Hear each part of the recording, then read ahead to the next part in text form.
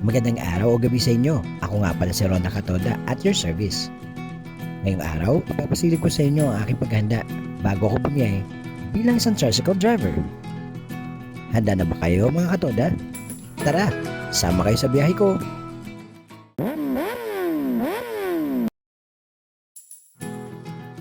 Alam niyo ba mga katoda, maraming beses ko rin pinag-isipan ang aking pagpasok sa mundo ng pagbablog.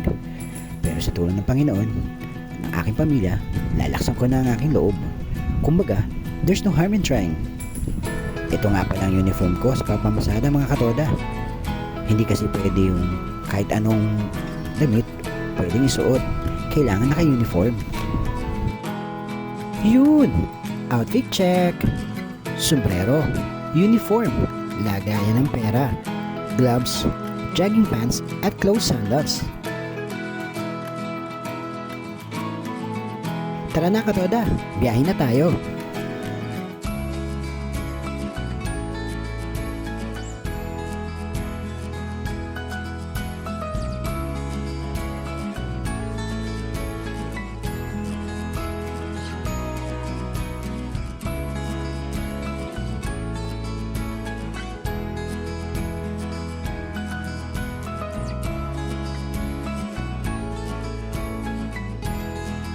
Naku! Sorry dito mga katoda. Medyo maingay kasi ang background.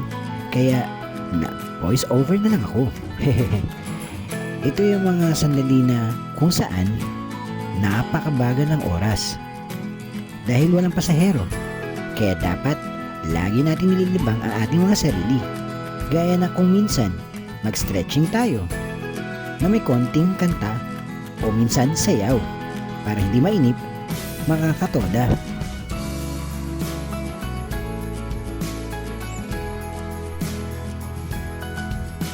Natapos na naman ang isang araw na pakipagsapalaran natin, mga katoda.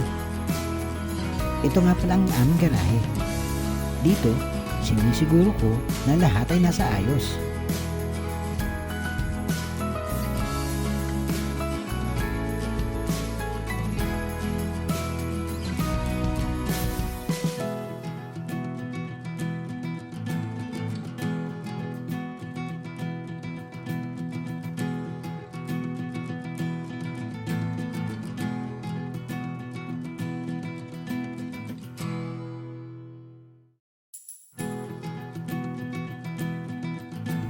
Tulad ng pagliligpit ng mga bagay na aking mga ginamit.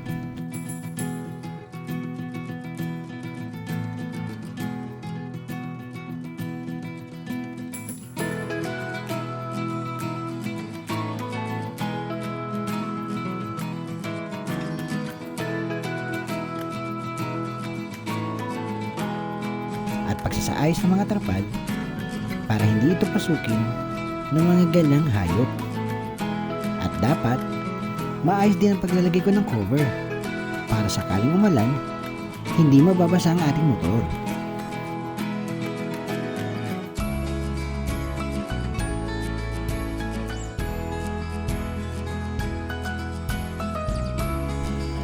Sana nag-enjoy kayo mga katoda sa ating biyahe.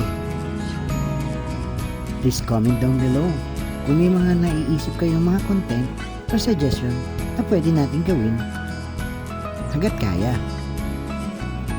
Hanggang sa muling pagbiyahe mga katoda, paalam!